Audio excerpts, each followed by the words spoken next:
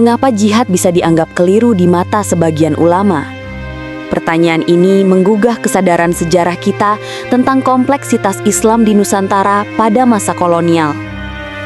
Abad 19 adalah masa ketika masyarakat Banten hidup dalam tekanan sosial.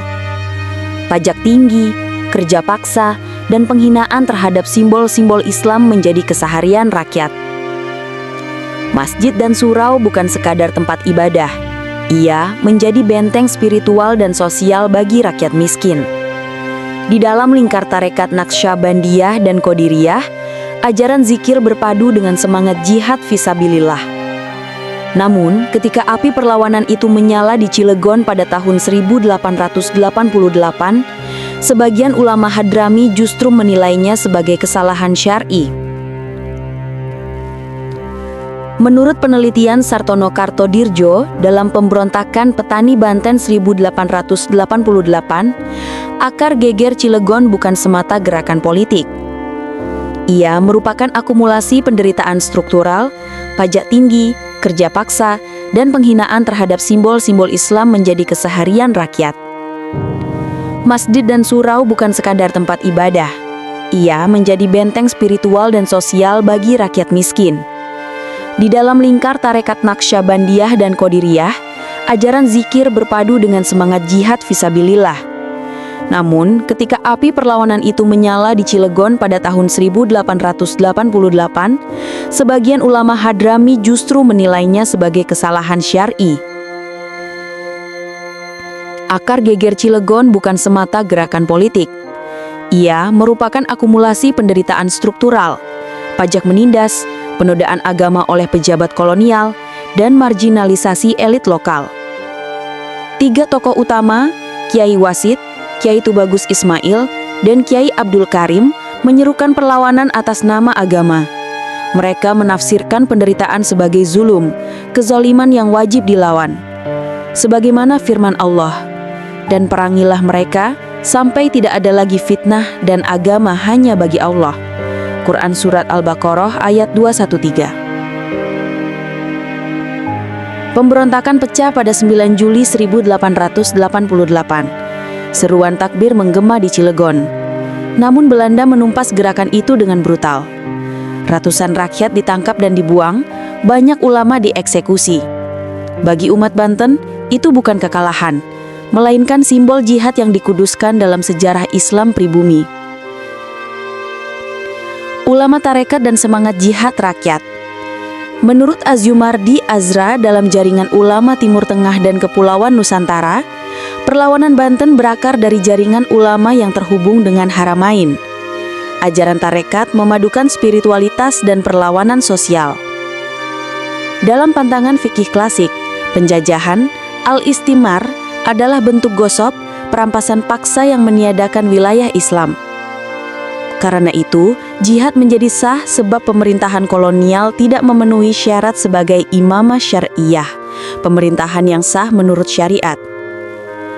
Dengan dasar ini, jihad rakyat Cilegon sejatinya bukan pemberontakan, melainkan perlawanan terhadap kekuasaan yang batil.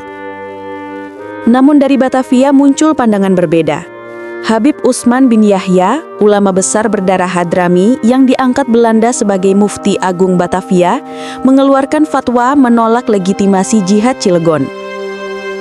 Dalam kitabnya Manhaj al-Istiqomah, ia menulis bahwa kekerasan terhadap pemerintah kolonial adalah gurur, delusi agama yang menimbulkan fitnah dan kerusakan sosial.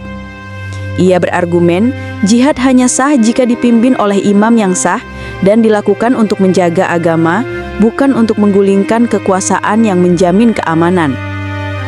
Menurut Nico Kapten, dalam The Mufti of Batavia and Colonial Authority, Habib Utsman menjadi penasihat hukum Islam bagi Kantor for Inlandiszaken, kantor urusan pribumi.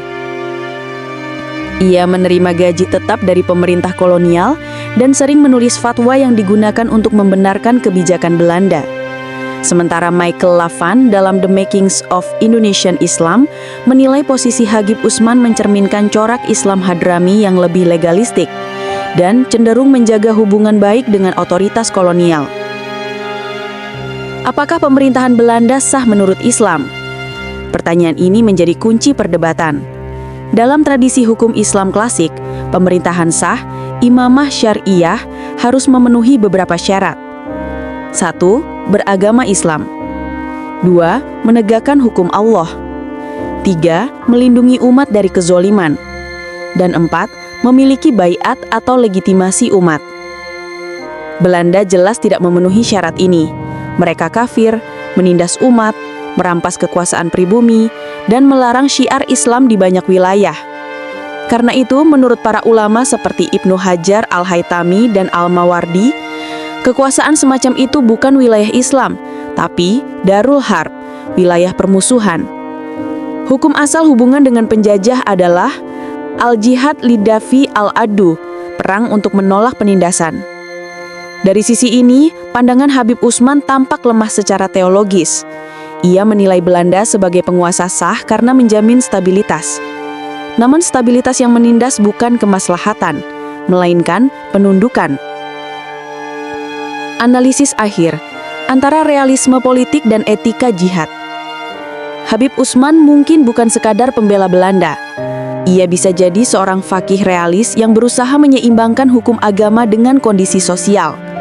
Namun pilihan itu tetap melahirkan dilema moral. Di satu sisi, ia ingin menghindari pertumpahan darah dan fitnah antar umat. Di sisi lain, ia memberi legitimasi kepada kekuasaan kafir yang menindas bangsanya sendiri. Jika diukur dari prinsip amar ma'ruf nahi mungkar, posisi Habib Usman sulit dibenarkan. Sebab Nabi SAW bersabda, "Pemimpin yang paling baik adalah yang kamu cintai dan mereka mencintaimu. Dan pemimpin yang paling buruk adalah yang kamu benci dan mereka membencimu." Hadis riwayat Muslim. Belanda bukan pemerintahan yang dicintai umat. Mereka penjajah yang memenjarakan ulama dan memeras rakyat. Maka, menyebut mereka pemerintah sah menurut Islam adalah bentuk kompromi terhadap kezaliman. Meskipun begitu, kita tak boleh menilai Habib Usman dengan kacamata hitam putih. Ia hidup dalam tekanan politik kolonial yang keras. Fatwanya lahir di tengah dilema antara bertahan hidup sebagai mufti resmi atau menanggung risiko politik seperti para kiai Banten.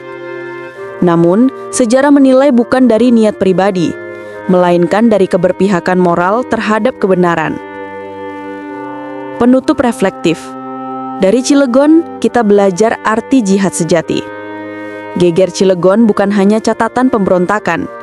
Ia adalah ujian moral ulama Nusantara dalam menghadapi penjajahan. Para kiai memilih jihad, karena bagi mereka, keadilan lebih berharga daripada nyawa.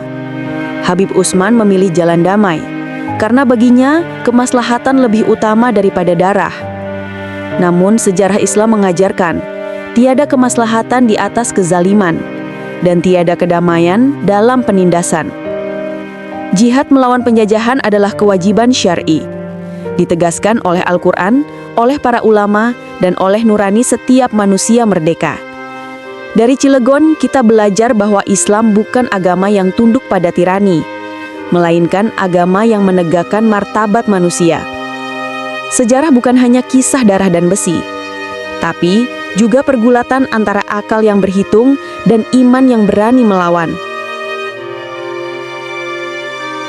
Jika Anda tidak sependapat dengan narasi opini ilmiah populer ini, silahkan hadirkan karya tandingan yang serupa. Dengan begitu, khazanah literatur kita akan semakin kaya. Karena ilmu sejatinya hanya bisa diuji dengan ilmu, bukan sekadar narasi, argumentasi kosong, atau provokasi.